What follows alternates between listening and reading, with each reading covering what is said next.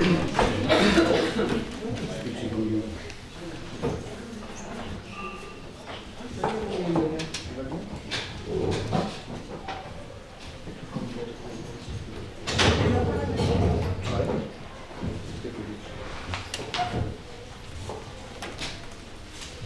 le député Véronique Louwagie, mesdames et messieurs les députés, mesdames et messieurs les collaborateurs, contribuables associés, vous remercie de votre présence à notre 62e rendez-vous parlementaire consacré aujourd'hui au contrôle de la dépense publique. Merci Jean-Philippe Fellman d'être présent une nouvelle fois parmi nous. Alors la législature touche à sa fin, vous n'ignorez pas. Contribuables associés publiera avant les législatives l'Argus des députés pour l'ensemble de la législature 2017-2022. Alors vous le savez bien, notre Argus note les députés qui agissent ou non en faveur des contribuables, notamment via le dépôt de propositions de loi, la présidence de rendez-vous parlementaires, etc., etc. Alors cet Argus quinquennal est particulièrement attendu cette année par nos 350 000 membres répartis dans toute la France, comme il a attendu les électeurs évidemment attentifs à la dépense publique et aux impôts. Pour venir au sujet d'aujourd'hui, on peut dire que depuis le début de la pandémie de Covid et le fameux « quoi qu'il en coûte » présidentiel, le gouvernement Castex n'a pas arrêté de sortir le carnet de chèques.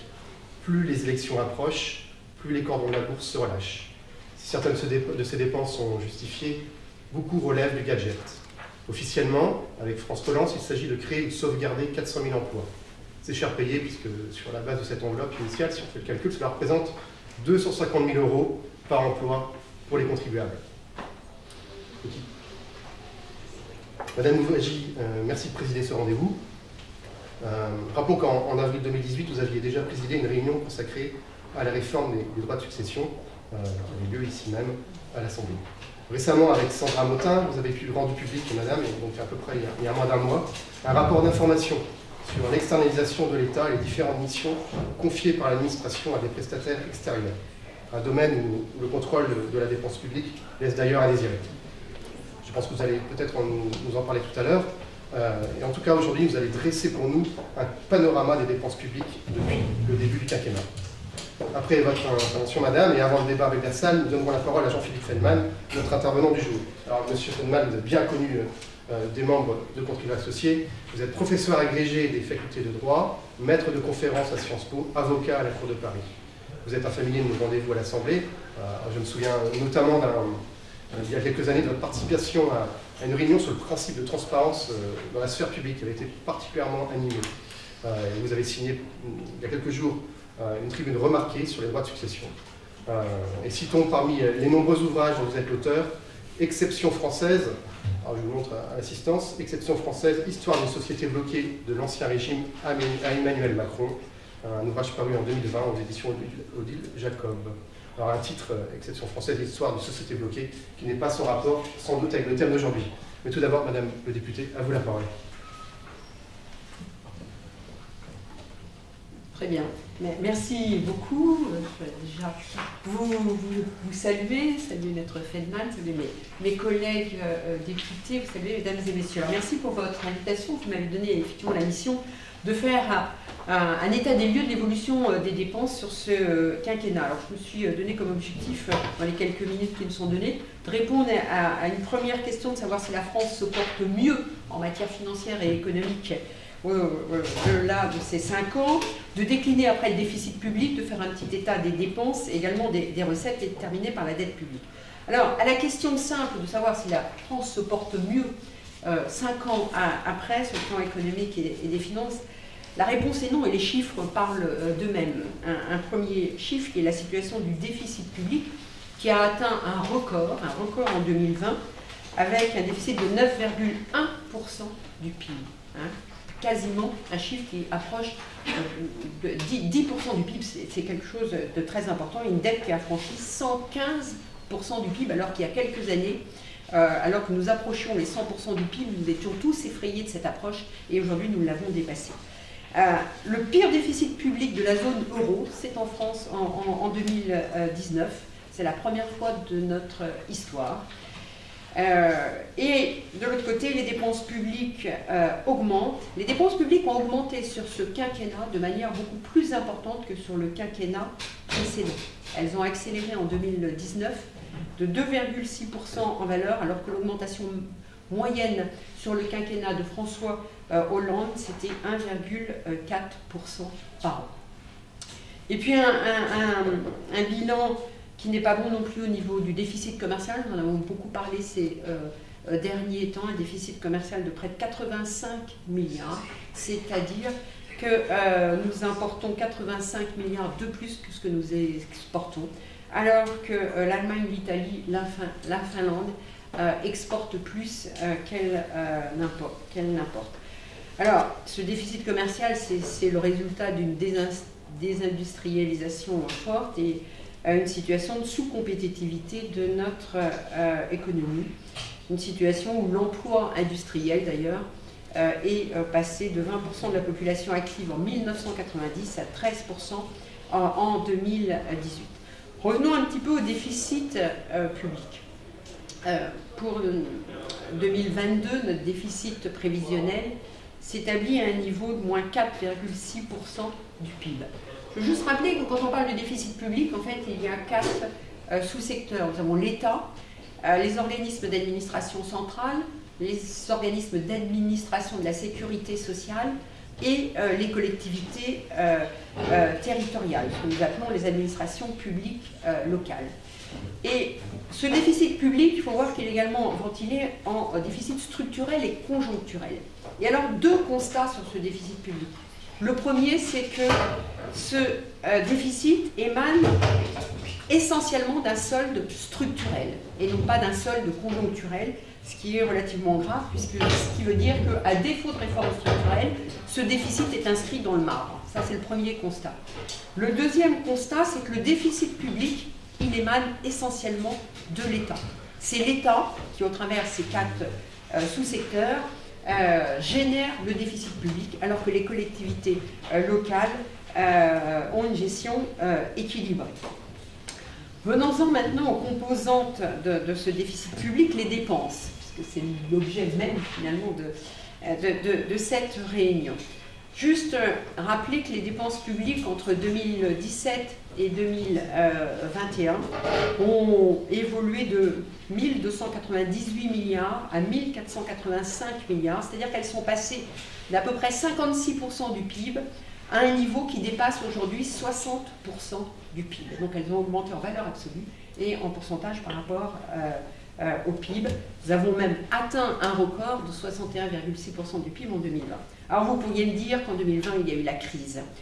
Mais dans l'augmentation des dépenses, nous connaissons, je dirais, l'augmentation des dépenses courantes et l'augmentation des dépenses liées à la crise. Et par exemple, entre 2020 et 2021, quand les dépenses augmentent de 68 milliards d'euros, il y a 48 milliards qui concernent les dépenses courantes et 20 milliards qui concernent les dépenses de soutien et de relance. Et donc dire que nous avons une augmentation des dépenses qui ne résulte pas des dépenses liées à la gestion de la crise. Et globalement, sur 3 ans, sur les 3 dernières années, nous avons une augmentation des dépenses courantes, donc hors crise, de 100 milliards d'euros. Voilà, c'est le chiffre qu'il faut retenir. Alors, juste rappeler que dans les dépenses de l'État, nous avons des ventilations par mission. Donc les dépenses de l'État, dans la mission la plus importante, c'est l'enseignement scolaire aujourd'hui, qui approche 80 milliards d'euros. La défense, 50 milliards d'euros. Et la charge de la dette, 41 milliards d'euros. Vous voyez, un niveau de charge de la dette qui approche aujourd'hui le budget de la défense. Quelques points sur les recettes. Puisque dans un budget, effectivement, la situation des dépenses et la situation des recettes génèrent le déficit. Alors, vous êtes tous ravis d'apprendre, et vous savez que la taxe d'habitation sur la résidence principale a été supprimée, donc on pourrait penser qu'il y a eu des baisses de taxes, nous avons eu des baisses d'impôts sur les sociétés et des impôts de production des entreprises. Mais je voudrais rappeler que nous avons eu de nombreuses hausses de fiscalité. Une augmentation importante qu'on a oubliée parce que c'était il y a quelques années, de 25% de CSG qui concernait 7 millions de retraités en 2018, même si en 2019 ça a été abandonné. Une hausse des taxes sur le carburant, qui, si l'État y a renoncé en 2019, n'a pas été abandonné en 2018, c'est 3,8 milliards de taxes en plus qu'il y a eu en 2018. Et puis nous avons eu quelques augmentations d'impôts type fiscalité sur les PEL. Et donc tout ça nous donne un taux de prélèvement obligatoire qui, en France, est le plus élevé d'Europe. Le plus élevé d'Europe. Est supérieur de 5,8 points de PIB à la moyenne de la zone euro. Voilà, donc vous voyez, d'un côté, on a eu des augmentations de dépenses avec une distribution importante de chèques et des dépenses par ailleurs non financées, voire irrationnelles. Tout ceci nous donne une dette derrière, parce qu'il faut bien financer ce déficit public. Hein, quand il y a 143 milliards d'euros de déficit public, il faut le financer. Donc, c'est le recours à la dette. Et nous arrivons aujourd'hui à une situation de dette qui va approcher les 3 000 milliards à la fin de l'année 2022. Et ramené par Français, c'est donc 45 000 euros par Français qui va peser sur les générations futures. J'aurais juste ajouté que la charge de la dette, elle approche 40 milliards d'euros. Et que si nous avions une augmentation rien que de 1 point de taux, ce qui n'est pas une situation improbable, hein, ce serait 30 milliards de charges de dette supplémentaires à échéance 10 ans pour l'État. C'est-à-dire que nous dépasserions alors le budget de la défense et nous approcherions le premier budget de l'éducation nationale. Voilà donc ces chiffres ne résultent pas par ailleurs de ce qui a été engagé pour la crise, hein, parce que je rappelais qu'avant la crise, la France était déjà championne des dépenses publiques. Nous étions déjà championnes et nous avions le record européen des prélèvements obligatoires. Nous avions avant la crise avec la Roumanie le pire déficit de la zone euro. Nous avions avant la crise une dette française qui frôlait les 100%, alors que l'Allemagne avait réussi à atteindre un niveau de dette de 60% et une moyenne de 77% en Union européenne.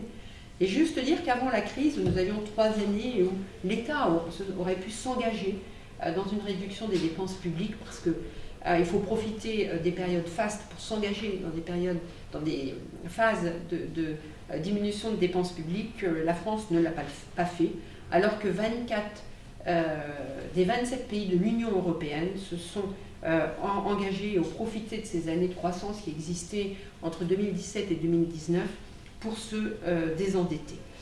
Voilà, donc effectivement, on peut dire que l'État s'est par ailleurs servi, je dirais, de la crise pour justifier ces dépenses et pour renoncer à des réformes structurelles, parce qu'effectivement, pour diminuer les dépenses, pour maîtriser les dépenses, il faudra réformer de manière structurelle.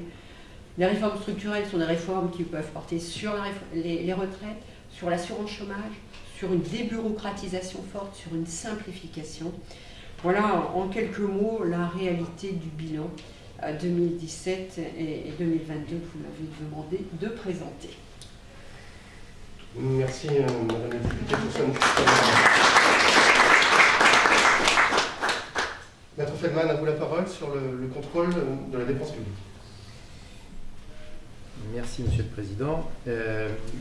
Plus précisément, mon intervention concerne les paradoxes, que j'appelle les paradoxes du contrôle de la dépense publique, avec en sous-titre « dépenser mieux » ou « dépenser moins » en interrogation.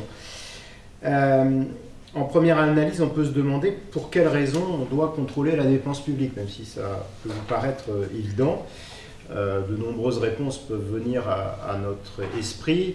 Limiter la corruption, limiter les gaspillages et surtout respecter la volonté du législateur, puisque en tout cas formellement c'est le législateur qui doit fixer les dépenses, et donc il est normal que les dépenses effectives correspondent aux dépenses votées.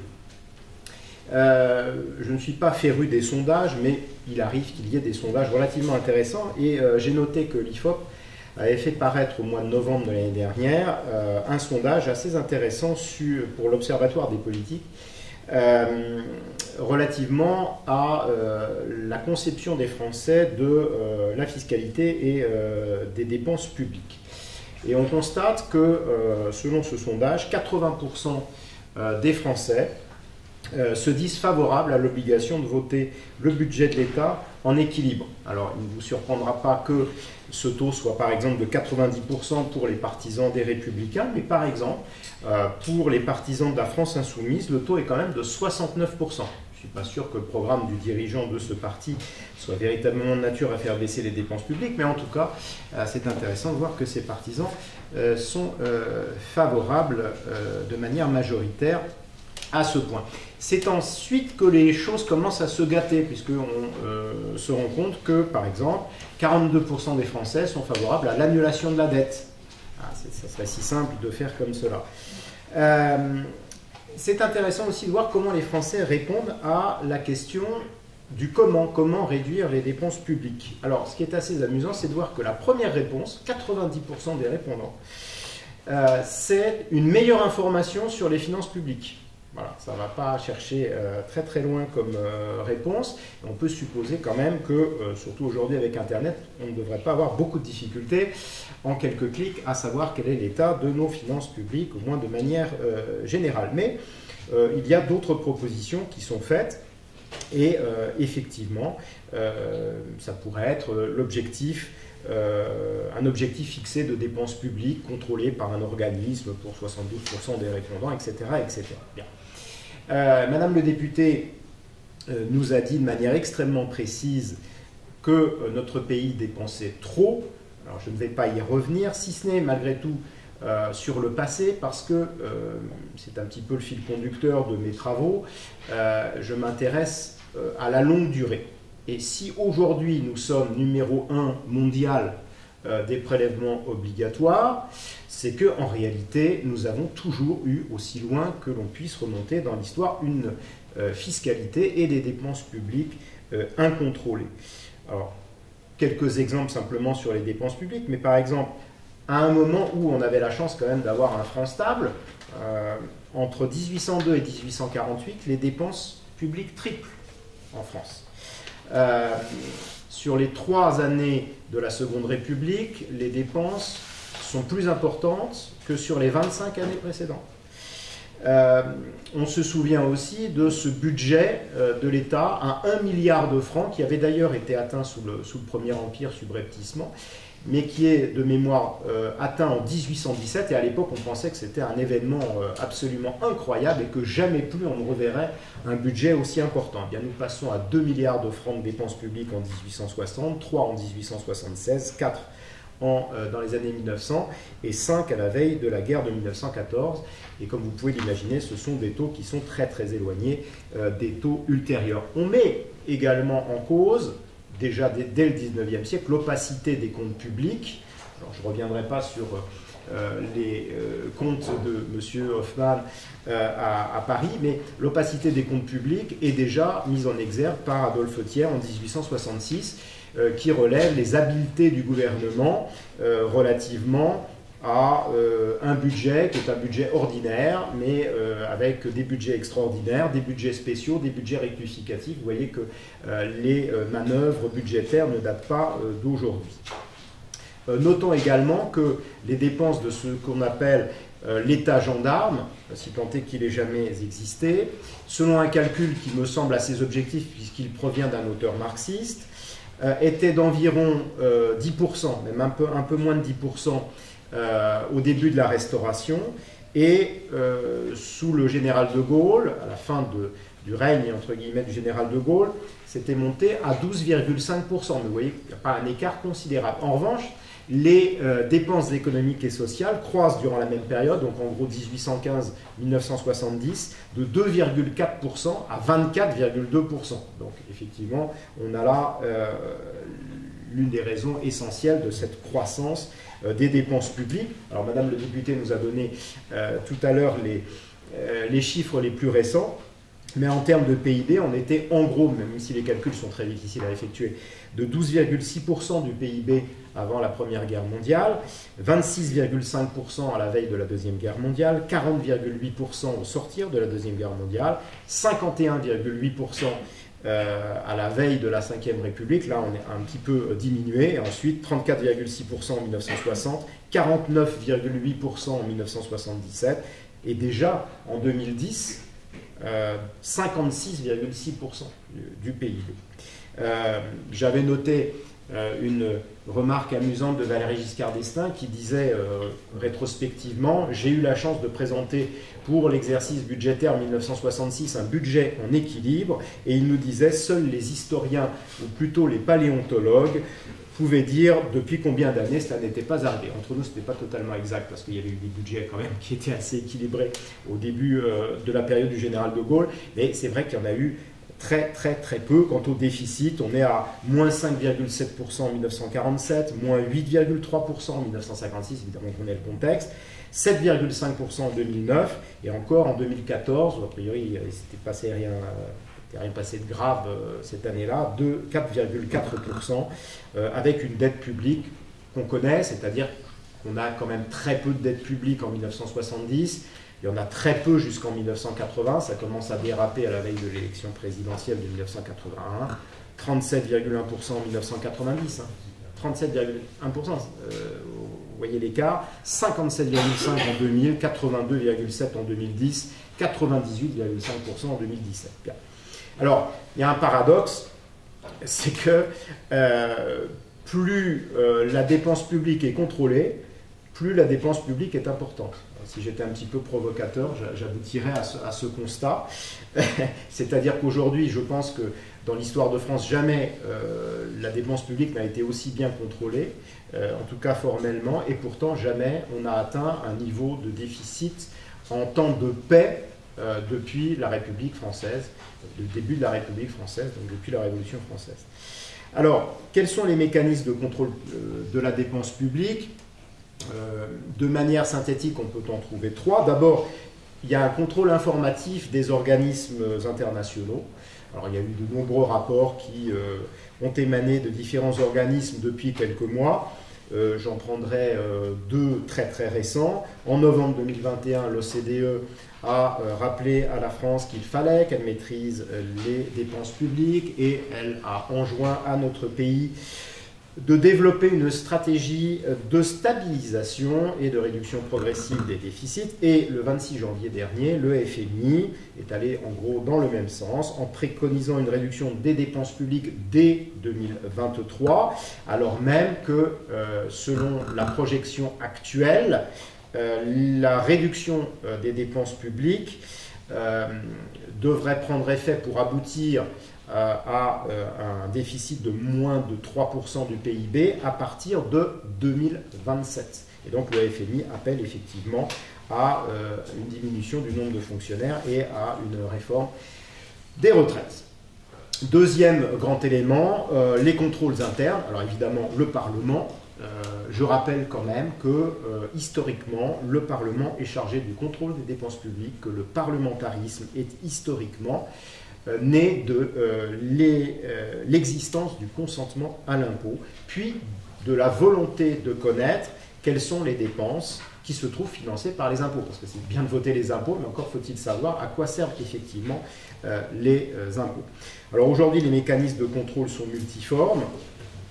Ils concernent tout aussi bien le budget de l'État que les budgets des collectivités locales et des finances sociales, même si pour l'essentiel je vais parler de l'État au sens strict. On sait parfaitement aussi que nous avions ce qui est appelé de manière peut-être un peu rapide notre constitution budgétaire, c'est-à-dire l'ordonnance de 1959, qui a été révisée au 1er août 2001 par la loi organique que vous connaissez dite LOLF, qui elle-même vient d'être révisée par une loi organique votée le 28 décembre dernier, qui prendra effet en réalité dans quelques années. La LOLF avait été présentée par tout le monde comme quasi révolutionnaire, avec un triple but: le renforcement du rôle du Parlement, l'enrichissement de l'information budgétaire et comptable et l'amélioration des performances de gestion de l'État. Rappelons également que notre Constitution, qui a été pas mal bouleversée ces dernières années, traitait assez peu de l'aspect contrôle budgétaire, mais qu'il y a eu des réformes en 2008 avec une modification de l'article 34 de la Constitution. Je rappelle que les lois de programmation des finances publiques s'inscrivent, je cite, dans l'objectif d'équilibre des comptes des administrations publiques. Rappelons également que le Parlement se trouve assisté dans sa mission de contrôle de l'action du gouvernement par la Cour des comptes, même si ça n'est pas de manière exclusive, que les comptes des administrations publiques doivent être réguliers et sincères, qu'ils doivent donner une image sincère du résultat de leur gestion, de leur patrimoine et de leur situation financière. Je rappelle aussi que par la loi organique de 2012 a été créé le Haut Conseil des finances publiques, et je rappelle enfin que le Conseil constitutionnel se prononce sur les lois de finances notamment, et qu'il a consacré en 1993 un principe qui est le principe de sincérité budgétaire, qui d'ailleurs depuis a été introduit dans la loi organique en 2001. Et puis troisième point, il y a un contrôle communautaire de la dépense publique française, comme de tous les États membres, et je ne vous rappellerai pas que, évidemment, il doit y avoir un déficit effectif qui doit être inférieur à 3% du PIB, un niveau d'endettement qui doit être inférieur à 60% du PIB, faute de quoi peut être mise en place une procédure de déficit excessif par le Conseil sur l'initiative de la Commission européenne, pouvant aboutir en dernier ressort à un dépôt, puis à une amende de 0,20% du PIB. Donc, en bref, excusez-moi de vous avoir un petit peu abruti sous l'ensemble de ces informations que vous connaissez, on ne peut pas dire que ces dernières années, les mécanismes de contrôle de la dépense publique n'aient pas été multipliés et qu'ils n'existent pas tant au niveau interne qu'au niveau communautaire. Et pourtant, ces mécanismes sont très largement des échecs. Je ne dis pas qu'ils sont inutiles, loin de là, mais ils ont été quand même largement des échecs, surtout par rapport aux vœux qui avaient été exprimés par certains, et tout cela non seulement au niveau interne, mais également au niveau communautaire. Alors d'abord au niveau interne, on a des problèmes spécifiques, c'est qu'on a un régime politique qui est, on peut le dire, unique au monde, hein, dans les grandes démocraties, et on a un régime, un système de partis qui est aussi quand même assez particulier. Alors, on dit souvent qu'on n'a pas de statut de l'opposition, ce qui n'est pas totalement exact, mais en tout cas on a plus que des éléments de statut de l'opposition, si ce n'est qu'en France, on n'est pas en Angleterre, et donc on n'a pas une opposition unie, donc c'est beaucoup moins facile quand même pour contrôler le gouvernement que quand vous avez un cabinet fantôme. Quant à la LOLF, elle avait été parée de toutes les vertus. Je rappelle, je ne vais pas être désagréable, mais bon, je rappelle qu'elle a été portée essentiellement par 3 hommes, à savoir Didier Migaud, Alain Lambert et Laurent Fabius. On est quand même très éloigné, je dirais, des canons du libéralisme. Ce qui veut dire que la LOLF avait effectivement, et c'est le fil conducteur de mon allocution, la LOLF avait une visée, c'est-à-dire dépenser mieux. Mais dépenser mieux, ce n'est pas forcément dépenser moins. Ce sont des choses qui sont largement différentes. Et d'ailleurs, lorsque la LOLF avait été adoptée, il y avait une sorte de consensus international sur la procédure budgétaire et sur le contrôle de la dépense publique, puisque c'était notamment une recommandation pour les pays de l'OCDE d'avoir une gestion publique et une budgétisation qui était axée sur la performance. J'ajoute, si vous avez l'occasion de lire Le Monde, que le 1er août de l'année dernière, la date n'a pas été choisie par hasard, il y a eu une tribune par messieurs Lambert et Migaud pour faire part de, je cite, leur déception dans la mise en application de la LOLF, bon, alors, qui a été, on le sait, révisée depuis. La réforme de la Constitution de 2008, eh bien, là aussi, elle est faite de manière quand même assez étrange, parce que on nous parle d'équilibre des comptes des administrations publiques qui sera un nouveau principe budgétaire, donc tous les spécialistes sont d'accord pour dire qu'il n'y a pas de principe budgétaire en ce sens.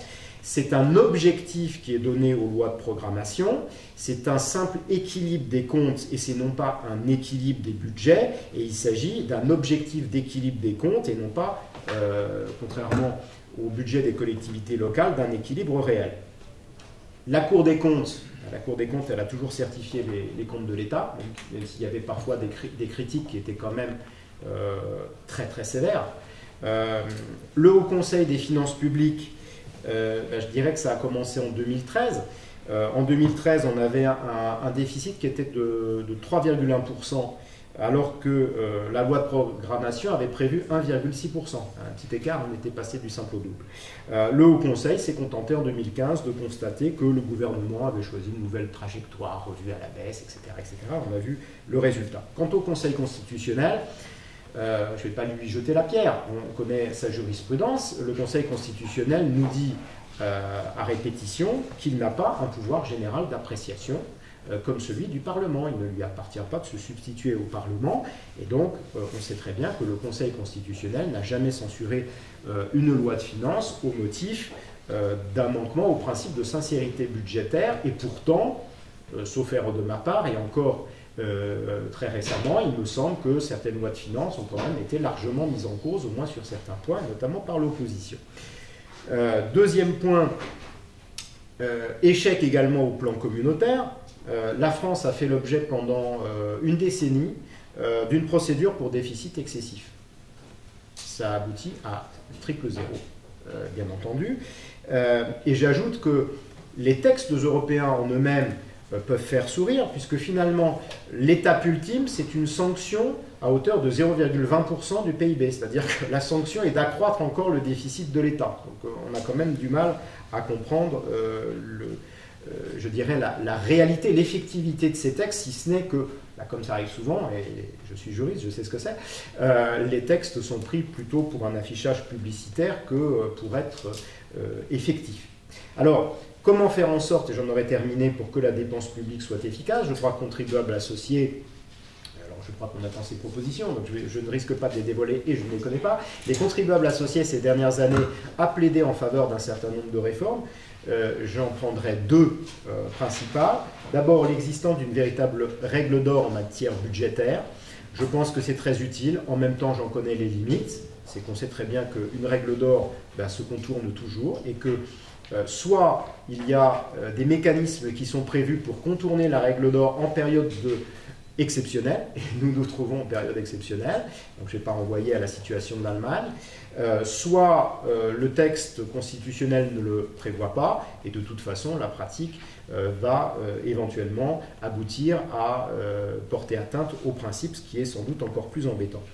Deuxième réforme qu'on peut avoir en tête, c'est la création d'un office d'évaluation des politiques publiques, qui serait non pas un office rattaché au gouvernement, ou bien un office qui pourrait conseiller le gouvernement et le Parlement, mais un office qui soit strictement attaché au Parlement, et sans doute de manière plus logique, strictement à l'Assemblée nationale, puisque l'Assemblée nationale est évidemment en première ligne dans le domaine budgétaire. J'en aurais terminé en vous disant que la question n'est pas tant une question de technique et de technique budgétaire qu'une question politique. Donc contrôler la dépense publique, c'est très bien. Simplement, on peut contrôler le mieux du monde la dépense publique. S'il n'y a pas une volonté politique de moins dépenser, rien n'aboutira à une baisse, en tout cas une baisse substantielle de la dépense publique, si ce n'est éventuellement une situation de défaut de paiement de l'État, et ça c'est une autre affaire. Donc je dirais en un mot, dépenser mieux c'est bien, dépenser moins c'est mieux. Merci.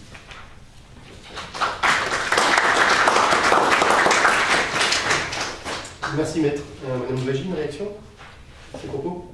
Mais, écoutez, effectivement j'adhère, parce que nous avons un certain nombre de moyens de contrôler, ici même nous à l'Assemblée, d'ailleurs ça fait partie de notre mission, d'une de nos missions, contrôler l'action du gouvernement. Nous avons des outils, mais derrière, s'il n'y a pas de volonté politique, effectivement, il n'y a pas de maîtrise des dépenses publiques, et le contrôle perd tout son sens. J'ajouterais par ailleurs que nous votons en début de mandat une loi de programmation des finances publiques dont vous avez parlé, qui détermine des objectifs.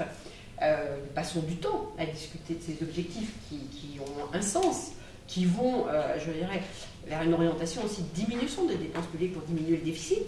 Et de l'autre côté, nous avons chaque année des projets de loi de finances qui s'exonèrent de cette loi de programmation des finances publiques, qui déterminent des orientations, des objectifs qui sortent de cette loi de programmation des finances publiques, et il n'y a aucun impact, aucune conséquence. Donc je pense qu'il faudrait aussi que nous ayons une réflexion, de sorte que cette loi de programmation des finances publiques, finalement, ait un statut plus élevé que les lois de finances, et qu'elle s'impose aux lois de finances chaque année, et éventuellement qu'elle soit rediscutée, parce que là aussi c'est un vrai sujet. Mais est-ce pas là le syndrome qu'on peut constater depuis quelques décennies, à savoir un effacement malheureusement du Parlement face à l'exécutif depuis de trop longue date? Oui, alors là, il y a un vrai sujet aussi, parce que vous évoquiez, je dirais, un office d'évaluation des dépenses publiques. Effectivement, nous sommes souvent en difficulté au Parlement. Il y a pour chaque mission un rapporteur spécial qui, normalement, a beaucoup de moyens. Mais nous savons très bien, par exemple, quand nous cherchons à voir toutes les études d'impact, tous les éléments au niveau des études d'impact, nous avons de vraies difficultés. Et nous avons également des études d'impact qui sont dénuées, je dirais, d'intérêt et qui ne comportent pas un certain nombre de points. Nous avons également un point où le gouvernement, et nous l'avons vu encore sur sa dernière loi de finances, intervient avec des amendements qui sont déposés à la dernière minute, puisque le gouvernement peut déposer des amendements jusqu'à l'examen des articles. Je vois mes collègues qui opinent de la tête.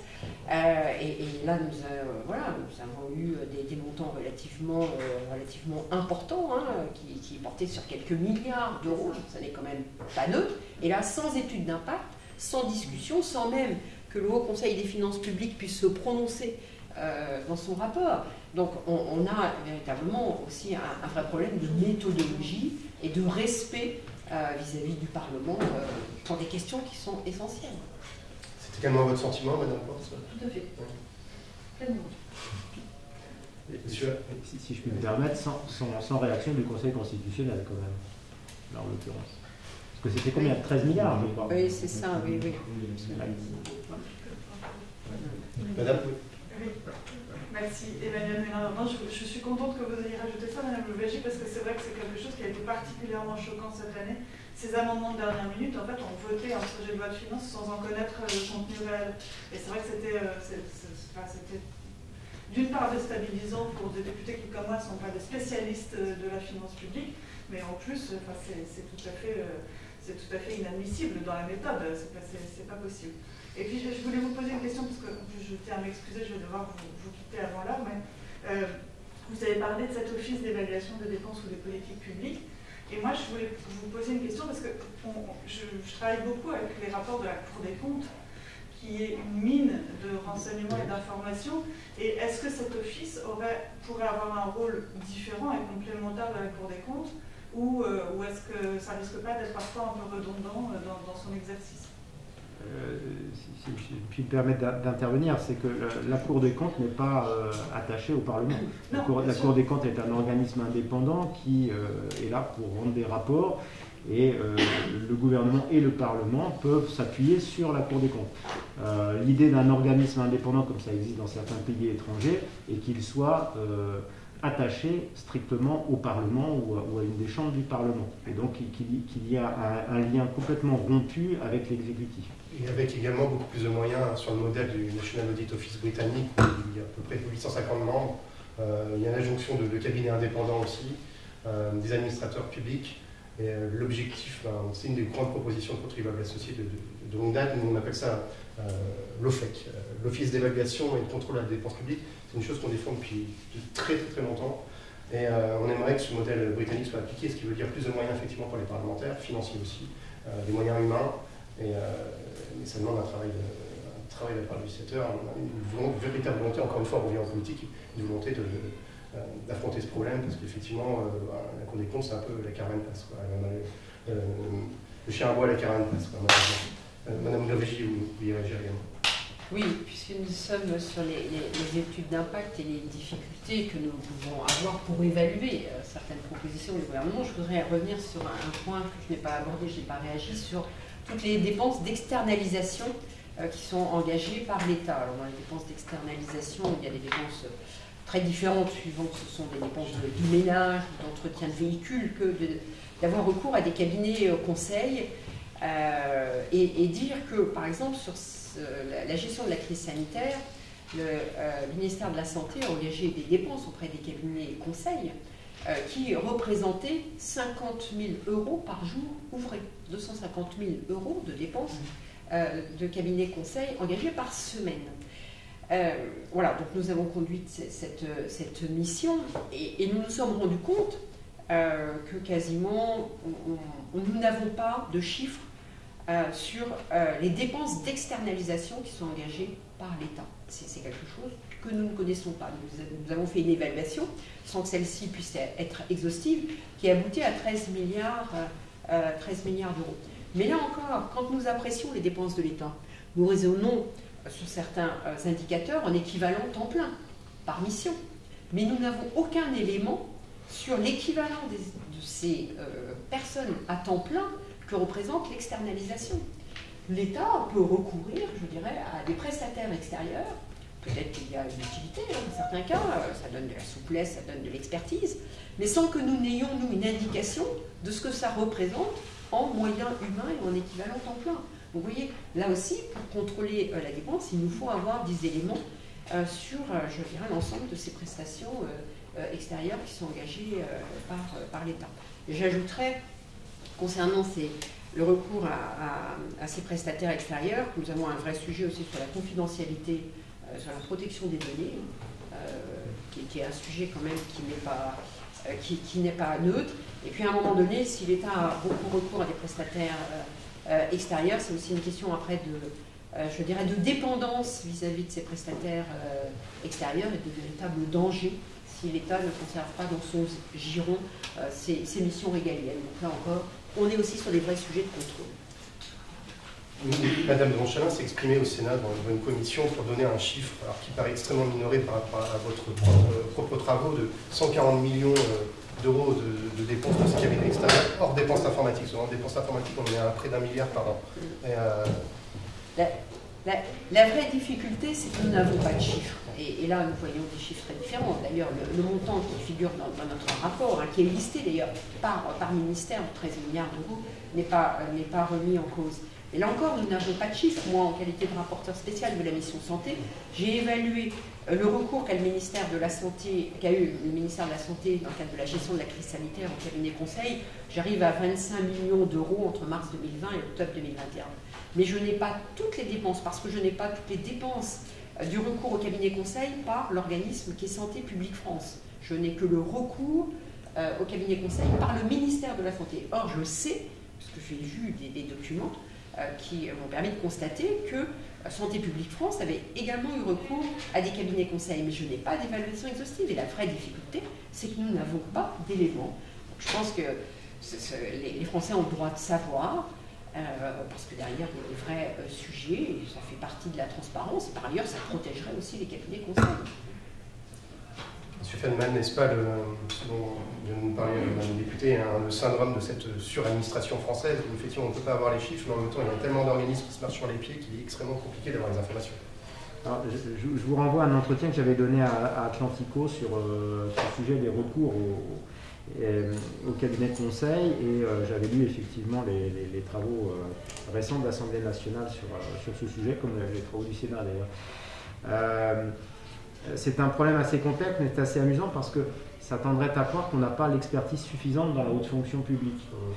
Ce qui peut se concevoir à certains égards, parce qu'il y a certains éléments qui demandent une pratique de secteur privé, ça va être effectivement complexe. Néanmoins, on peut quand même considérer qu'avec la masse de notre fonction publique française, on doit quand même avoir suffisamment d'expertise, même en faisant un petit peu d'effort, je dirais, quand même à 5,5 millions de fonctionnaires, on doit quand même avoir une certaine qualité à certains égards. Cela dit, je ne dis pas que c'est un faux problème, mais j'en arrive au fait que si on dépense énormément pour les cabinets d'expertise, donc extérieurs à l'administration avec des chiffres, alors que j'ai pu voir qui se baladent effectivement entre 140 millions par an à 800 millions, en prenant les dépenses informatiques ou éventuellement plus, mais on ne sait pas très bien. À un moment, je dirais, c'est plus... voilà, un mort, c'est un drame, un million, c'est de la statistique, vous voyez, c'est un peu ça. Le problème essentiel, c'est on a recours à des cabinets extérieurs parce que le monde est complexe, qu'il est de plus en plus complexe et que les hommes politiques essayent de gérer la complexité. Et ils essaient de gérer la complexité en intervenant de plus en plus. Et le problème de recours aux cabinets extérieurs, c'est qu'en réalité, c'est tout à fait corrélatif à l'extension des missions de l'État. À partir du moment où l'État intervient dans tous les domaines, et bien effectivement, il va essayer de chercher une expertise de désinformation. Et là, je parle de manière objective, on ne va pas parler de corruption quand on va aller signer des contrats de manière plus ou moins, je dirais, nette avec tel ou tel cabinet. C'est vrai qu'il y a parfois des contrats qui ont été signés dans des conditions qu'on va qualifier gentiment douteuses, ou en tout cas problématiques. Mais je dis, le problème essentiel, c'est le fait que l'État veuille tout faire, intervienne absolument dans tous les domaines, puisqu'on est en France, effectivement, et ça renvoie à notre PIB de 60% pour la dépense publique. C'est que tout simplement, l'État intervient dans tous les domaines. Il n'y a pas un seul domaine dans lequel l'État n'intervienne pas. Donc le problème, ce n'est pas tellement le problème des cabinets d'expertise, c'est le problème de l'intervention de l'État dans des domaines peut-être dans lesquels il ne devrait pas intervenir. Une nouvelle réaction à la salle? Madame Louwagie? Oui, je voudrais ajouter que c'est vrai, sur ce recours au cabinet conseil, il y a des travaux qui ont été conduits à l'Assemblée nationale, il y a une commission d'enquête là au Sénat, et j'espère en tout cas que l'Assemblée nationale va poursuivre ses travaux sur le sujet, parce que finalement, on peut se poser la question aujourd'hui de savoir si au sein de l'administration, il reste des personnes qui disposent des compétences techniques, à un moment donné, pour prendre la bonne décision de savoir s'il faut faire ou s'il faut faire faire. Parce que finalement, pour prendre cette décision qui est quand même essentielle, il faut disposer des compétences techniques. Et là, c'est vrai qu'on peut s'interroger de savoir s'il reste les compétences techniques en interne, dans les administrations, pour prendre cette décision, pour ensuite assurer le suivi des missions qui sont confiées à des tiers, pour éventuellement réviser ces missions et également les évaluer, parce que dans le cadre des travaux que nous avons conduits de la mission d'information que j'ai présidée, nous nous sommes rendus compte qu'il y avait très peu d'évaluation des travaux par l'administration, des travaux qui étaient confiés à des prestataires extérieurs. Et ça, je pense que ce sont des vrais sujets. J'ajoute qu'actuellement, malgré le fait que les parlementaires se soient intéressés à cette question et les mis au premier plan, on a toujours des recours à des missions extérieures avec des sujets parfois improbables, notamment pour le ministère de l'Éducation nationale, où on se pose quand même des questions. Pourquoi recourir sur des sujets très génériques à une expertise extérieure? Là, on ne voit pas trop la technicité de certaines questions. Ouais, vous savez, je dirais donner un exemple, dans le cadre de la mission santé, je suis rapporteur spécial, je me suis intéressée aux contrats, aux commandes qui avaient été passées dans le cadre de la crise sanitaire. J'ai quand même vu des commandes où l'administration faisait un appel pour disposer d'un opérateur pour faire le lien entre Santé publique France et le ministère. Une commande où l'administration cherchait des équivalents temps plein pour assurer les réponses aux parlementaires et aux différents citoyens qui posaient des questions. J'ai vu des commandes pour avoir des équivalents temps plein pour assurer la gestion des stocks, le décompte des stocks des différents éléments dans le cadre de la crise, donc essentiellement les masques ou d'autres articles. Voilà des exemples. Voilà. Et j'ai consulté également le rapport de la Cour des comptes qui avait été demandé pour évaluer les dépenses qui avaient été engagées dans le cadre de la gestion de la crise H1N1. Et à l'époque, la Cour des comptes n'avait aucunement fait référence à des recours à des cabinets conseils. Donc en 10 ans de temps, on se rend compte que le ministère de la Santé a perdu un certain nombre de compétences et n'a pas d'autre alternative que d'avoir recours à des cabinets conseils. Merci Madame la députée. Alors avant de conclure, un dernier rappel, comme je vous le disais au début de cette séance, nous allons publier dans le cadre de notre revue journal trimestriel Tous contribuables, un supplément qui sera consacré, donc le supplément quinquennal de la revue des députés, qui paraîtra donc début juin pour l'ensemble de la législature 2017-2022. Alors merci beaucoup Madame la députée pour avoir présidé cette séance. Merci de nous avoir permis d'organiser ici, c'est pas toujours facile. Merci Jean-Philippe Feynman. Et merci à vous tous ici de votre présence. Alors, ce qu'on peut vous souhaiter pour les députés encore présents, c'est de vous revoir bientôt, dans quelques mois, ici même, avec Contribuables Associés. Merci à tous. Au revoir. Merci à vous.